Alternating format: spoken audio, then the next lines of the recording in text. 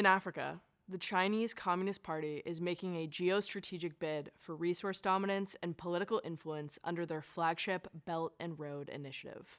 Although Chinese President Xi Jinping touts the relationship between China and Africa as historically strong and resilient, the reality on the ground is marked by exploitation, debt, and dysfunction.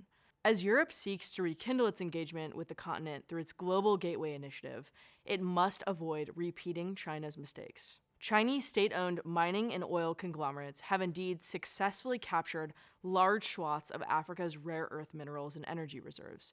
The CCP has also mounted an extensive campaign of interference into Africa's political ecosystems to cultivate an acquiescent governing class in Africa that securitizes Chinese state power and economic interests through training schools, party-to-party exchanges, and the distribution of facial recognition technology. The Chinese Communist Party is helping cement African authoritarianism while regressing freedom and democratic governance on the continent. This is not a new playbook. A century ago, French colonialism in West Africa used centralized control, elite capture, state-driven mercantilism, and extractive economies to subjugate the continent. China is doing the same today, only under the guise of development coordination. But the Chinese model is unraveling. Chinese-built railways sit idle or hemorrhage money. African governments are mired in opaque, resource-backed debt. Instead of delivering development, China is regressing democratic governance and sovereignty. Here lies the opportunity. China's missteps offer the West, especially Europe, a lesson in what not to do. It must reject extractive development, predatory debt schemas, and elite manipulation in favor of transparent, people-centered collaboration that empowers and strengthens African institutions and people. China has missed a key opportunity to invest in Africa's greatest asset, its people.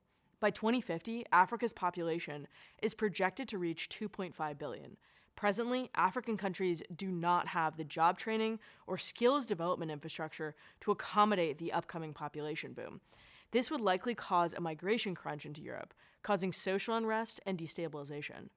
But if Europe acts now, it can turn today's demographic challenge into tomorrow's economic engine. The EU should also build better infrastructure by bidding projects competitively, hiring local African workers, and ensuring that development serves the community, not foreign creditors. This is not a competition of projects, it's a contest of paradigms. Africa doesn't need another empire, it needs a partner.